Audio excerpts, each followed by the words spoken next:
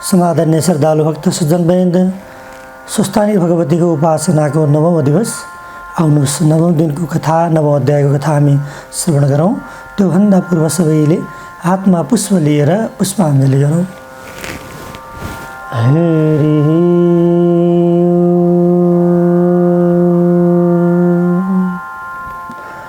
यं ब्रह्मा वरुणेन्द्र रुद्र मरुता स्तुन्वन्ति दिव्यैस्तवे वेदे साङ्गपद क्रमोपनिषदे गायन्त्यं सामगा ध्यानावस्थि तदगतेन मनसा पश्यन्ति यं योगिनो यस्यान्तं न विदुः सुरासुरगणा देवाय तस्मै नमः।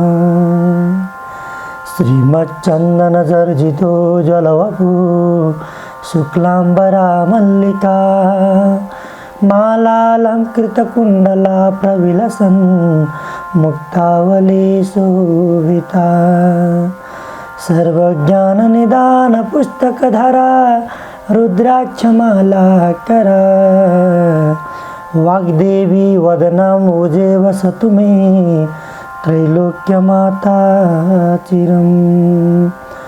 मूकं करोति वाचालं पङ्गुं लङ्घयते गिरिं यत्कृपातमहं वन्दे परमानन्दमाधवम्।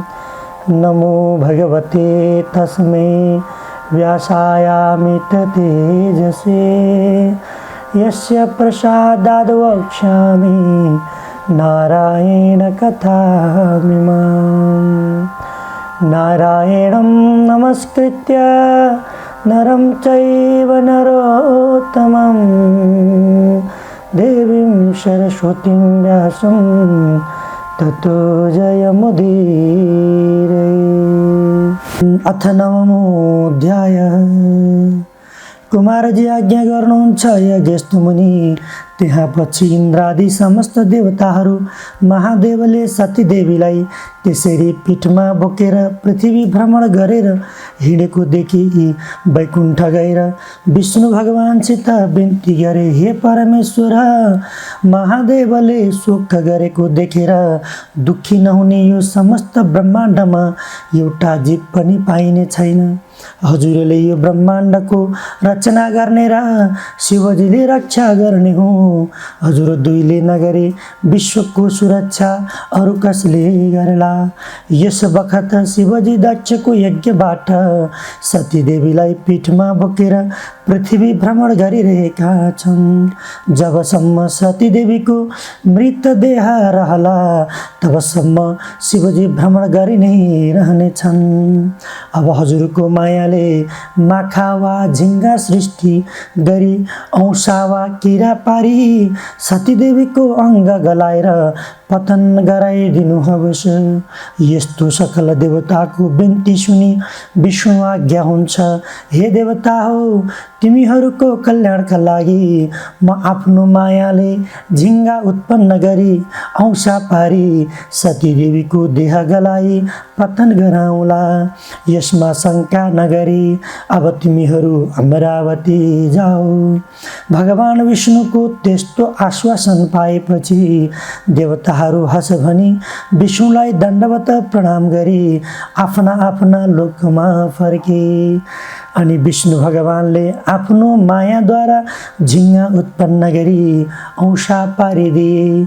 अनि सतीदेवीको शरीर टुक्रा टुक्रा भएर पतन भयो।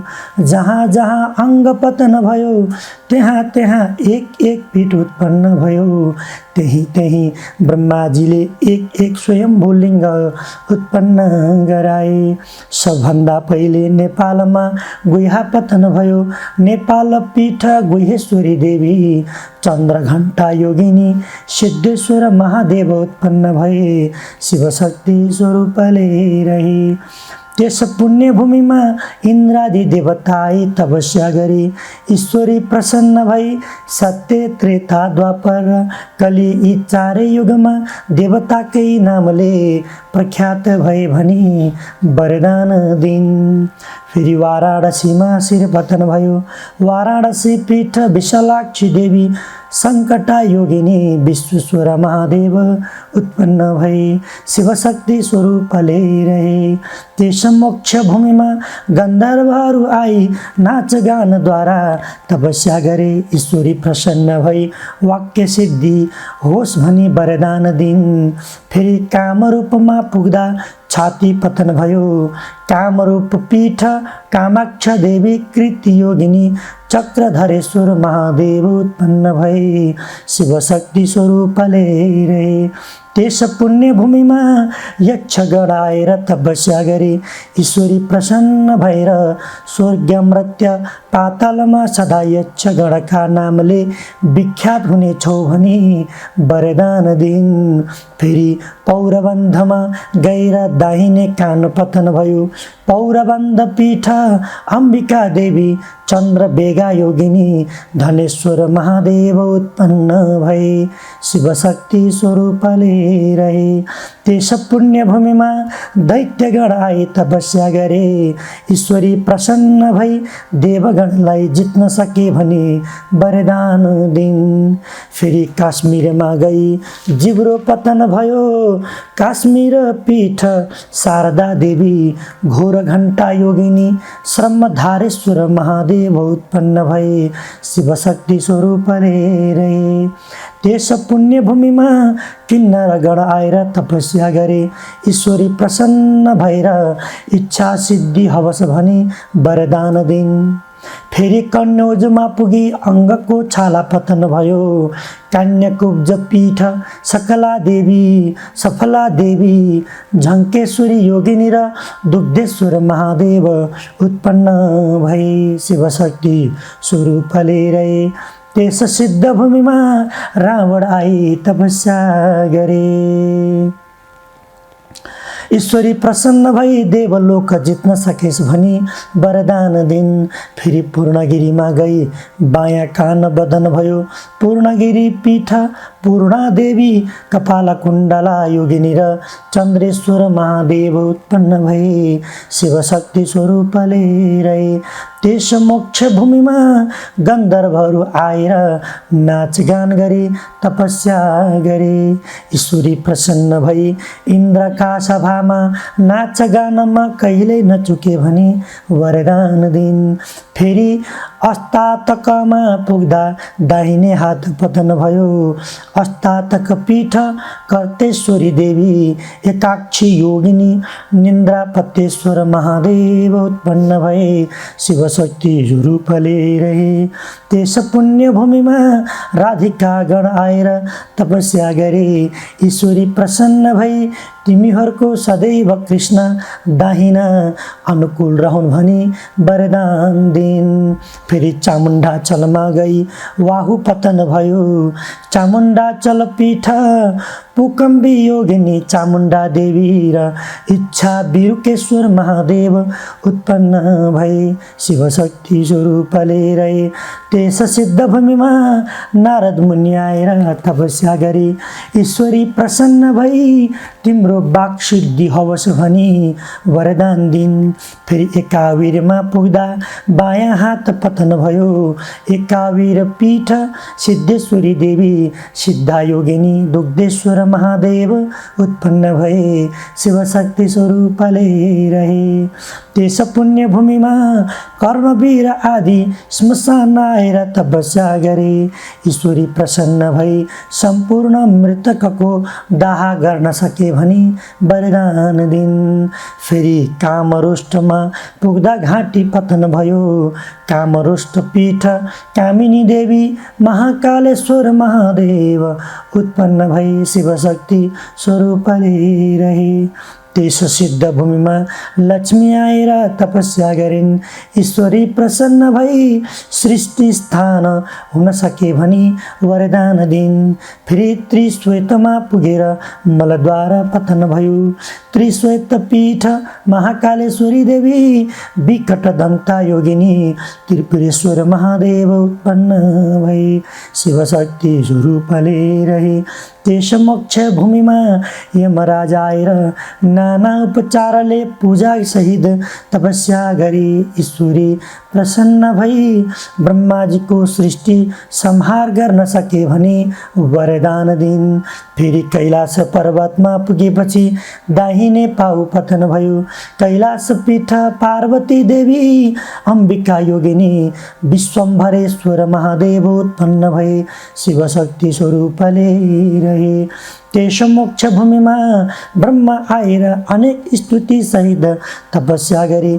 ईश्वरी प्रसन्न भएर वरदान माग भनिन् र ब्रह्माले तिनै लोकमा सृष्टिकर्ता हुन पाऊँ भनी वरदान मागे।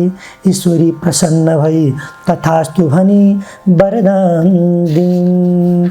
फेरि भृगु क्षेत्रमा पुगी उपल्लो दाँत पतन भयो। भृगुपीठ शारदा देवी ब्रह्मा दाह योगिनी सत्येश्वर महादेव उत्पन्न भए शिवशक्ति स्वरूपले रहे।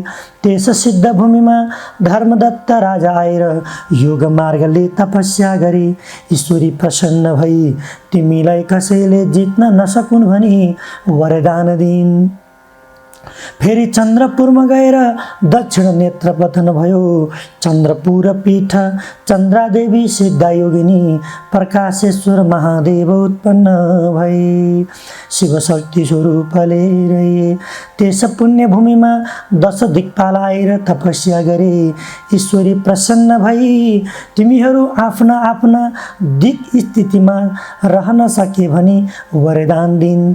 फेरि केदारमा गएर देब्रे हात पतन भयो। केदार पीठ केदारेश्वरी देवी चामुण्डा योगिनी कोटेश्वर महादेव उत्पन्न भए शिवशक्ति स्वरूपले रहे। त्यस सिद्ध भूमिमा एकादश रुद्र आएर तपस्या गरे। ईश्वरी प्रसन्न भई वरदान ल्याऊ भनिन् र एकादश रुद्रले हामीहरूको तेज समान रहोस् भनी मागे। ईश्वरीले तथास्तु भनिन्।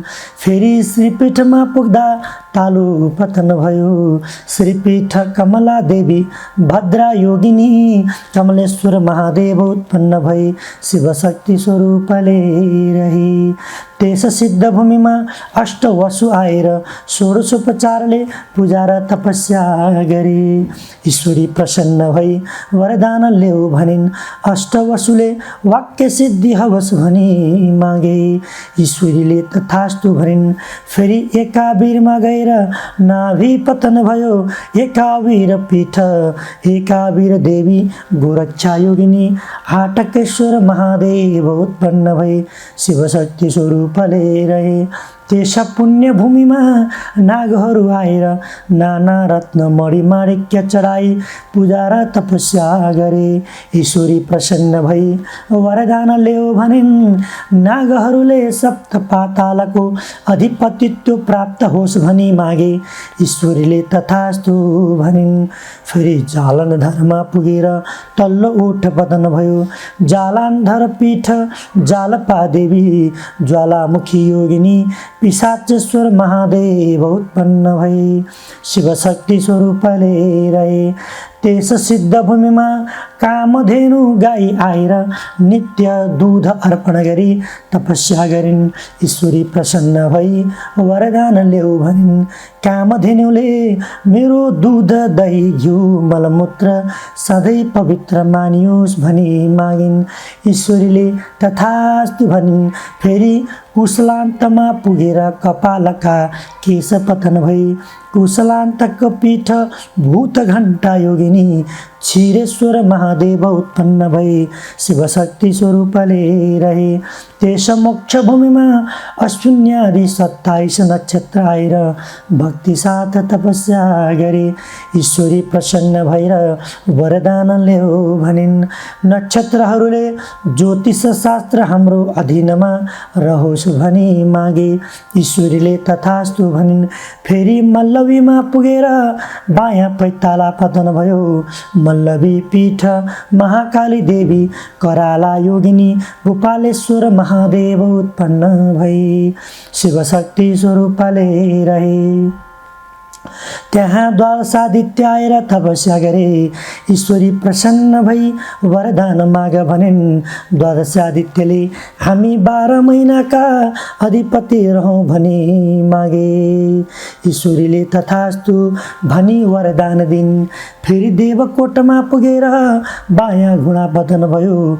देवकोट पीठ भद्राक्षी देवी ललिता योगिनी मातेश्वर महादेव उत्पन्न भए शिवशक्ति स्वरूपले रहे। त्यस पुण्यभूमिमा मेषादि वार राशि आएर तपस्या गरे। ईश्वरी प्रसन्न भई वरदान माग भनिन्। राशिहरूले मनुष्यहरू हाम्रा अधीनमा रहनु भनी मागे। ईश्वरीले तथास्तु भनी वरदान दिन्। फेरि गोकर्णमा पुगेर बायाँ कान पतन भयो। गोकर्ण पीठ भैरवी देवी एक जङ्गा योगिनी योगेश्वर महादेव उत्पन्न भई शिवशक्ति स्वरूपले रहे। त्यस सिद्ध भूमिमा विष्कुम्बादी योगहरूले ठुलो कष्ट सहेर तपस्या गरे। ईश्वरी प्रसन्न भएर वरदान ल्याऊ भनिन्। ती योगहरूले ज्योतिष शास्त्र हाम्रा अधीनमा रहनु भनी मागे। ईश्वरले तथास्तु भनिन्। फेरि अट्टहासमा पुगेर तल्ला दाँतहरू पतन भए। अट्टहास पीठ ब्राह्मरी देवी शङ्खधरा योगिनी शतभूतेश्वर महादेव उत्पन्न भए शिवशक्ति स्वरूपले रहे। त्यस सिद्ध भूमिमा वाग्मती आदि नदीहरू आएर जल चढाई भक्तिपूर्वक तपस्या गरे। ईश्वरी प्रसन्न भई वरदान माग भनिन् र वाग्मती आदि नदीहरूले हामीमा भुक्ति मुक्ति दिने अधिकार होस् भनी मागे। ईश्वरीले तथास्तु भनिन्। फेरि मातुलेश्वरमा पुगेर दाहिने स्तन बदन भयो। मातुलेश्वर पीठ योगेश्वरी देवी पिङ्गला योगिनी बुधराधेश्वर महादेव उत्पन्न भई शिवशक्ति स्वरूपले रहे। त्यस पुण्यभूमिमा कश्यपादि ऋषिहरूले तपस्या गरे। ईश्वरी प्रसन्न भई वरदान ल्याऊ भनिन्। ती ऋषिहरूले चारै वेद हाम्रा अधीनमा रहनु भनी मागे। ईश्वरले तथास्तु भनिन्। फेरि विश्वमा पुगी वायाँ स्तन बदन भयो। विश्वपीठ भुवनेश्वरी देवी भुवना योगिनी कृष्ण वर्णेश्वर महादेव उत्पन्न भई शिवशक्ति स्वरूपले रहे। त्यस सिद्ध भूमिमा श्रीकृष्ण आएर तपस्या गरे। ईश्वरी प्रसन्न भएर वरदान माग भनिन्। श्रीकृष्णले तिनै लोकका स्त्रीहरू मलाई देखेर मोहित हुन् भनी मागे। ईश्वरीले तथास्तु भनी वरदान दिन्। जय जय श्री स्कंद पुराणे केदार खण्डे माघ महात्म्ये कुमार अगस्त्य संवादे श्री सुस्थाने परमेश्वर्या वर्त कथायां सतीदेवी अंगपत्र नाम नवमोऽध्याय।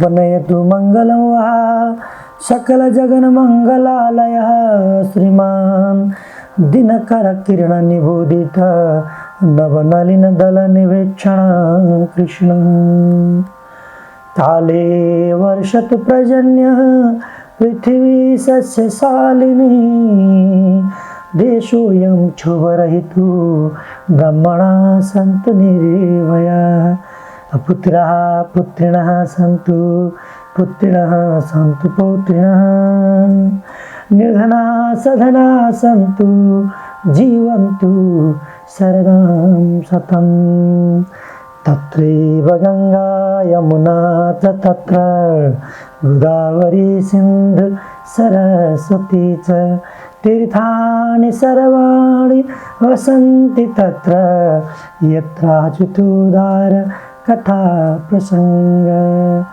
या कुन्देन्दुतुषारहारधवला या सुरवस्त्रावृता या वीणा वरदण्डमण्डितकरा या श्वेतपद्मासना या ब्रह्माच्युतशङ्कर प्रभृतिभिर्देवैः सदा वन्दिता सा मां पातु सरस्वती भगवती निशेषजड्यापहा कायेन वाचा मनसेन्द्रियर्वा बुद्ध्यात्मना वा प्रकृतिस्वभावात् करोमि यद्यद् सकलं परस्मै नारायणायेति समर्पये तद् नारायणाय।